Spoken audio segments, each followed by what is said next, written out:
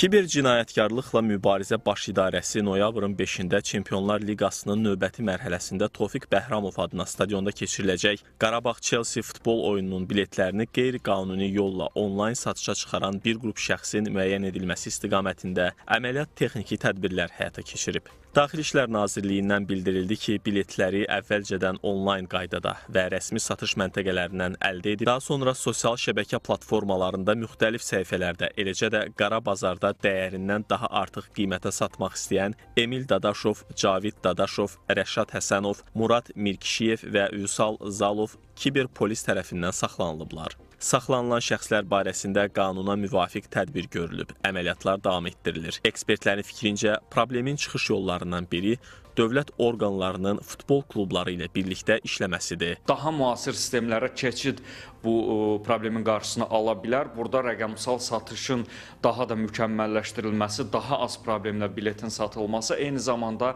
rəqəmsal nəzarət mexanizmlərinin inkişaf etməsidir. Məsələn, Avropa və dünya futbolunda bu cür bu problemi daha rahat həll edirlər. Hər hansı bir azarkeş, hər hansı tərəf əgər bu qeyri-qanuni yollarla bilet əldə etməyə çalışarsa, o şəxslərə, tərəflərə uzun müddətli və ya ömürlük oyunlara giriş qadağası qoyulur. Vətəndaşlar onlayn bilet aldıqda səhifənin fəaliyyət tarixçəsinə, paylaşımlarına, şərhlərinə diqqət etməlidirlər. Səhifədə şirkətin dəqiq əlavə məlumatları əksini tapmalıdır. Qiymətlər isə bazar səviyyəsində təhlükəsiz, məlum olan ödəniş üsullarından olmalıdır. Əgər səhifənin arxasında hüquqi şəxs, ünvan və ya əlaqə məlumatı yoxdursa, o səhifədən ümumiyyətlə uzaq durmalıyıq. Əgər səhifədə rəy və şərhlər yoxdursa, ya da çox mükəmməl rəylər, ən yüksək, məsələn 5 ulduzla qiymətləndirilən rəylər varsa, bu səhifə saxta olma ehtimalı var deyə o səhifədən uzaq durmağımız tövsiyə olunur. İnzibati Xətalar Məcəlləsinin 443-cü maddəsinə uyğun olaraq kütləvi idman tədbirlərinə və idman yarışlarına giriş biletlərinin saxtalaşdırılması və ya müəyyən edilmiş tariflərdən yüksək satılması qanun pozuntusudur.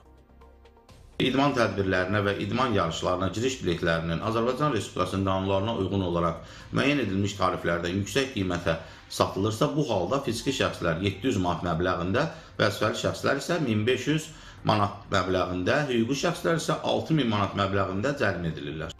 Yaranan vəziyyət onu göstərdi ki, onlayn mühitdə diqqətli olmaq, rəsmi və etibarlı mənbələrə üstünlük vermək vacibdir. Rəqəmsal satış imkanları nə qədər genişlənsə də, təhlükəsizlik qaydalarına əməl edilmədikdə vətəndaşlar maddi və hüquqi risklərlə üzləşə bilərlər. Qeyd edək ki, inkişaf etmiş futbol ölkələri bu problemlə mübarizədə yeni müəyyən nöqtəyə gəliblər.